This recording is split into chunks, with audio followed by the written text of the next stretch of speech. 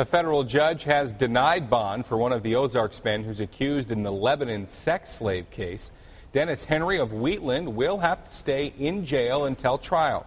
The 50-year-old Henry is one of 5 men who's charged with sex trafficking and conspiracy in the case. Federal prosecutors say that a Lebanon man kept a woman as a sex slave for 6 years and offered her to other men for money. Henry told the judge that he thought the woman had consented to that activity.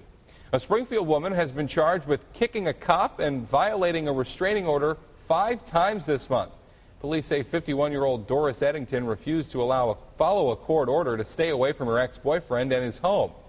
Prosecutors say that victims must diligently report these violations. They ought to know they're no longer just having a conversation with their ex. Now it includes us too, because it can be a criminal violation if you violate it.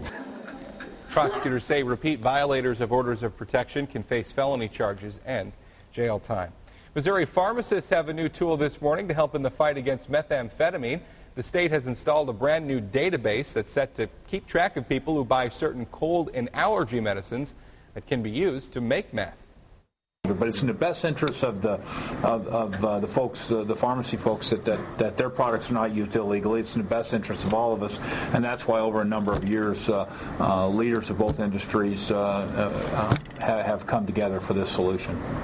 Governor Jay Nixon stopped in Springfield yesterday to show off the new tool. Nixon says pharmacies around the Show Me State will start using the database over the next several months.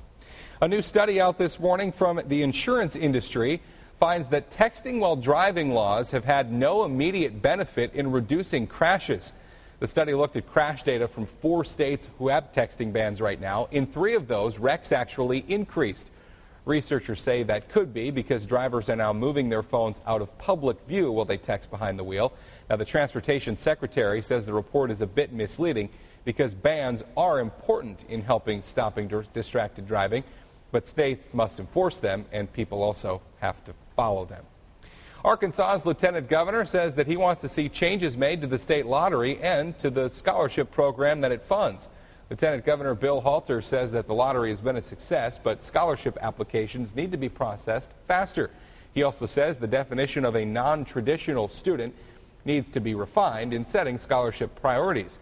Halter was the main supporter of the amendment that voters approved back in 2008 that actually established the lottery.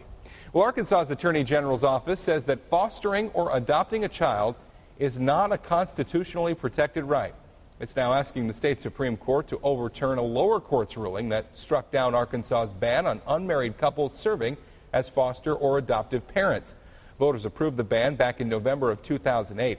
The law effectively prohibits gays and lesbians from adopting or fostering children because same-sex marriage is illegal in Arkansas.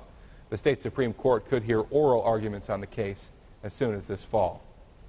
Well, the Ozarks' newest trauma center is now open in South Springfield. We took you inside Cox South's new emergency department Monday morning. At 5 a.m. today, it officially opened for patients.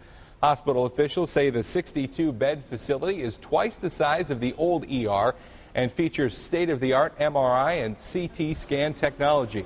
The project cost more than $52 million. The new Cox ER is located on the south side of Cox South in the Lipscomb family wing.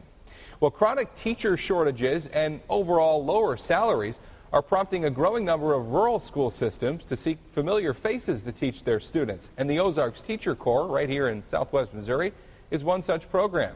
Soon-to-be college grads from MSU or Drury can receive $4,000 a year in scholarships.